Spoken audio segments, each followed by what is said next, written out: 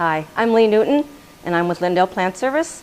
In this segment today, I'm going to talk a little bit about decorating your home with houseplants. It's easy enough to go out and buy them, but they come in usually just plain pots. So how do you bring more beauty to your home by using these plants? Well, what we have here, these are called cover pots. This is used a lot in our industry to hide the mechanics of just the plain grow pot. So you can buy a cover pot and just simply plunk the plant right in there. This one fits very, very well. I'm going to add my saucer down in there because as I water it, it needs drainage. Now that's a very simple look. Metallics are very hot this year. This can go anywhere, which leads to the question, do you match your containers to your home or do you match them to the plant? It's up to you. This container, of course, it basically asks for something tall and bushy in it. I usually put a ponytail palm in here.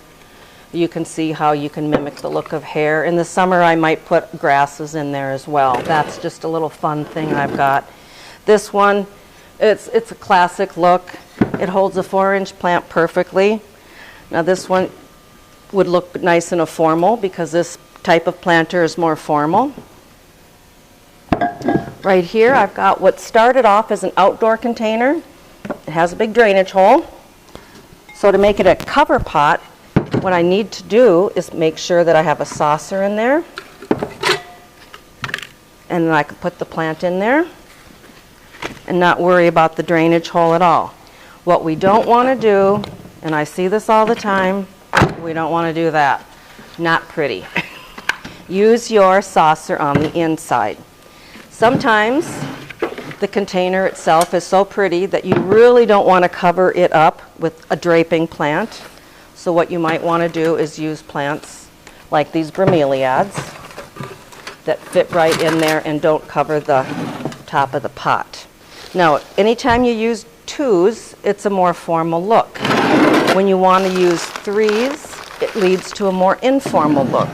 This is probably the greatest container I've ever purchased for this. I got it for like 50 cents at Goodwill. It fits 3 plants perfectly. I can put 3 Brahms in there. I can put 3 other plants in there. Stack them up, fill it up. I also use this in the summertime outside on my dining room table out on my deck. It takes a lot of beautiful, beautiful annuals and it looks great. And by not direct planting them, I can change it out as I wish, change it as the season. I'm going to add my moss to cover my mechanics. Moss is messy. Oh. But it makes it look more professional. Something else you can do when you do this, and I'm working from behind here, so you can add silks. The succulents that are done in silks these days are so wonderful. I think they add a lot to any container. You can see I didn't even look doing that, and I think that looks okay. The other thing you can do is to match your house plants to the container itself. I'm going to go back to this outdoor one, which is in pretty yellow, and take out my yellow bromeliad. Now, if you put the yellow in there, it's kind of matching. However, if you put the darker bromeliad in there, you get more of a contrast. So really, you need to think in terms of color contrasts, whether or not you want your plants to match the pots or be offset by the pots. This is how I operate at home too. I'm always got my fingers in the soil and I'm always just playing around with things.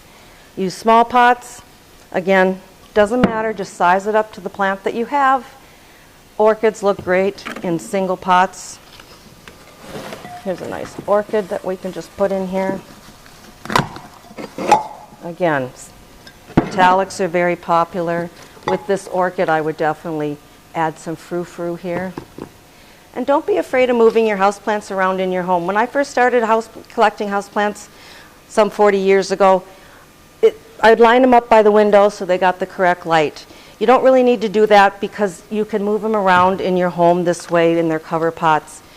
Take an area that needs some livening up and put the plant there. When it seems like it's not getting enough light, move it back into a higher light source. As far as grow lights and lights are concerned, indoor lights do count in a plant's total light value. Anymore, we use more LEDs and fluorescents than incandescents. I don't think incandescents are even sold anymore. LEDs, if you buy a cool, warm, you'll get either more blue or more red. So what I recommend for houseplant lights is to use a mix of cool and warm lights. You don't need to spend the extra money on the so-called plant lights because they're basically just a combination of cool and warm. You want to get that full spectrum. The more blue in the light spectrum, that encourages more photosynthesis. So you don't want to not have blue because you want plants to continue to be healthy. On the other end of the spectrum, the reds, the warmer ones, that's more for like the hormonal parts of the plants, for interior kind of things that they do inside. So you need all. Sunlight, of course, is the best, but if you want to have lights, mix a warm and a cool together, and you'll get adequate grow lights. And you can keep them alive during the winter and send them outside in the summer. You can do anything with plants, and I hope you do, because I do. This is my life. I love it. Have some fun with plants today. I'm Lee Newton. I'm with Lyndale Plant Services. Have a good one.